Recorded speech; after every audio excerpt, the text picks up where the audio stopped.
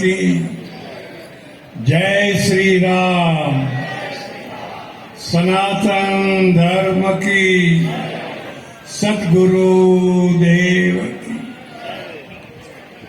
આજની સભાના અધ્યક્ષ સ્થાને બિરાજેલા પરમ વંદનીય અવિચલદાસજીમાં આ કલંકિત કરનારી જગ્યા હતી એને પવિત્ર કરીને અયોધ્યાની તુલનામાં ગુજરાતમાં ઊંચે મૂકનાર મહાકાળી મંદિરના દર્શન કરવા હતા.